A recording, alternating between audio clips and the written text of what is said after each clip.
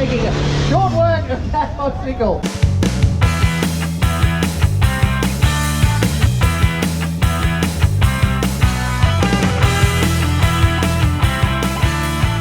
Good morning, Sydney Four Drive Show.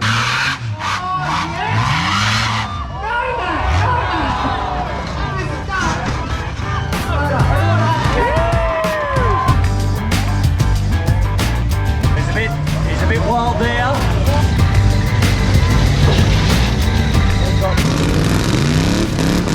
Alright, first car. And get the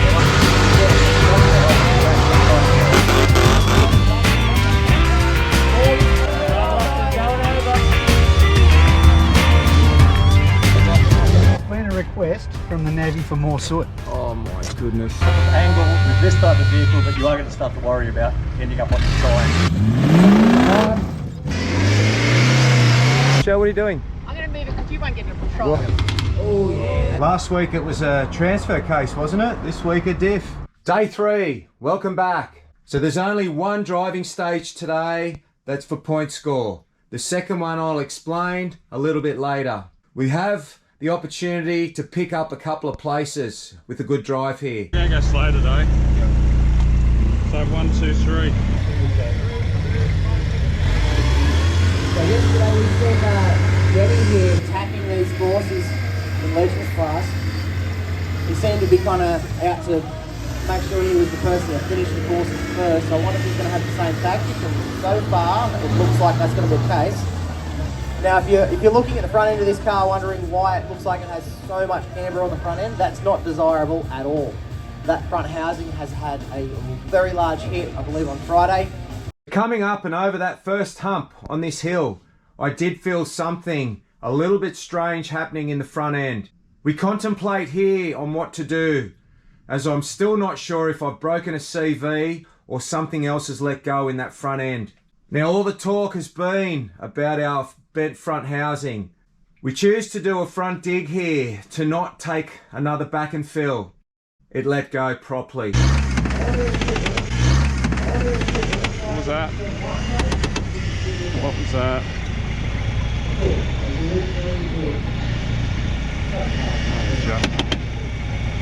Oh, you're joking. Worked out that we do not have any front drive. I've got the rear disconnected still as I was doing a dig. Putting it back into four-wheel drive, we have the rear diff working. It's clunking in the front, but we continue. Oh, right, just be careful. Hang on, you might have to back up. You gonna back up? Oh, just be careful, man. Alright, you got it. Left, left, left. Straight at that. Straighten up, straighten up, straighten up, straighten up to the right. Straighten up, straight. Now straighten up, straighten up. Stop, just relax, relax. Come down really slow, you killed it. Now you do what you got to do there. This really was the worst possible outcome for us. It wasn't going to be our weekend. The Eels lost last night to Penrith, so now face sudden death footy for the remainder of their season. So this third gate's going to be tricky. I'm coming up on an angle. That sounds like a diff. Oh, maybe it may have been a disconnect. Oh no, that's. I know that sound all too well. Friday morning, boom. Thank you. Thanks for coming. Oh yeah, that's a ringing pinion. So the front diff on this did have quite a bit of a arc in it when we noticed it yesterday. We thought he was actually going to take it over to the racetrack because he had that much negative camber in there. Thinking he was going for the racing line across the road. And it sounds like that the pressure on that front diff it's finally succumbed to it. Hilux unbreakable. Well, again, we proved you wrong. Denny's using the fact that there's still some teeth left on that crown wheel to his advantage. So we know a lot of you guys have probably never seen some of these vehicles before and how much abuse they can actually take. So, over on Legend, Danny's Hilux is probably as old school as you're going to see. Still running leaf springs, but still getting through the course.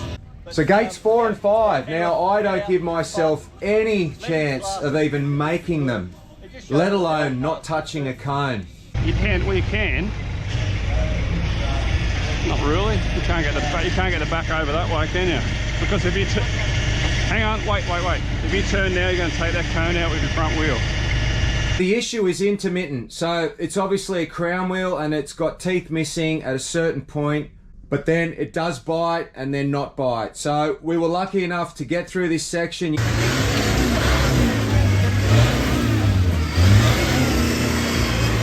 So we got through and we didn't touch one cone. I wouldn't have given myself any chance of that. And that's with a broken truck. It's a pretty good effort. Here's a little bit of footage we got of Mikey in his wicked Hilux this. So seeing him not get it as easy as I thought he may have makes me feel a little bit better of us doing it with that broken truck. The Legends class, we've got Mr. All the Corn himself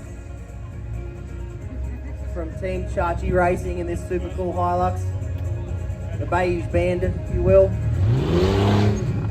He's giving himself a little pop there to get himself up onto that top ledge, bottom ledge. Amazing to still think that we got through that without touching a cone. Very lucky. Alright, so as far as point scoring now for the entire round, it's done. We have one more stage to do after lunch, and I'll explain that in a second. Speaking of point score, the kids had their first round of the second half of the season. Now Amelia on her 65, together with a couple of others in the 4-stroke group, have moved up. So Nicholas did really have a lot less competitors to go up against that he'd been used to in the first round. He won all 6 of his races to take out first place overall. Amelia, very daunting task to be asked to compete at that level for the first time. She did really well. Her confidence grew with each race. She picked up 5 thirds and a really good second place in a race that I was real proud of her to take out third place overall. Well done, kids. Now this last stage for the weekend was called the shootout. So what you do, it's scrutineering on Friday. You put in your $50 entry fee to do this stage, and basically winner takes all. So I think we had 5 or 6 doing it, so that was $300 up for grabs. Now we were broken, and it's a shame because we had a really good plan. I think we were one of the first to reverse back into this, to hit this pipe with a bit of left hand down, and as you can see here, if I'd have just been able to get that front end to bite, it would have pulled the front over, but you know, we were no chance. We're basically in 2-wheel drive here. Keep rolling back. If you can get that crown wheel to go past that point where there is no teeth to bite, where there is, that front end will pull. So he's taking another reverse. I think he's just going to try and probably give it a bit of right foot just to get it, because this is what he's going to need. He's not going to crawl that pipe.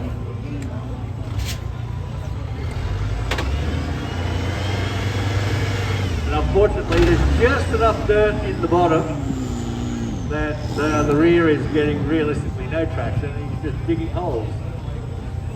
So that was our weekend done and dusted. Here's a couple of the other boys having a real good go at it. Engine to rock drawing. We bought this vehicle. Oh, this is Rublux is going over. That's heavy. And never lift. This is a drive that we need to see. They did an awesome job. Well done, boys.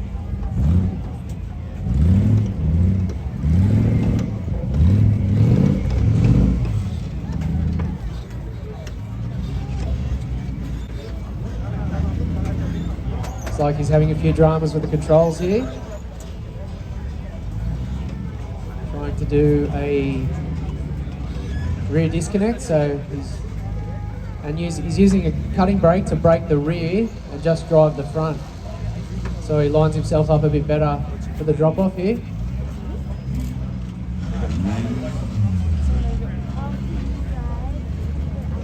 He's managed to get through that gate.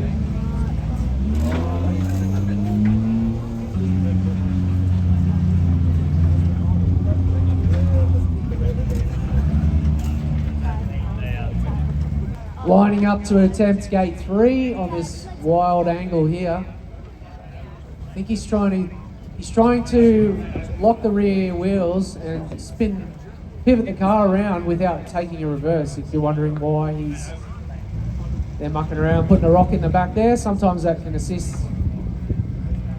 It's all about tactics sometimes. You can spend a bit of time trying to avoid a reverse, but then it cost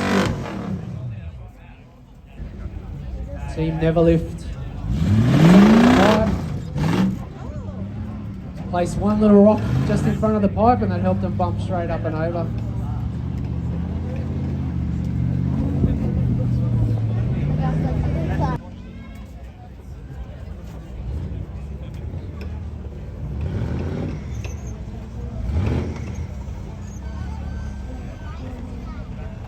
Alright, that's the last episode of this little series. Join us for the next one. We strip Bullet Truck down, we find out exactly what's broken, and we don't have a lot of time to get it ready for the October long weekend.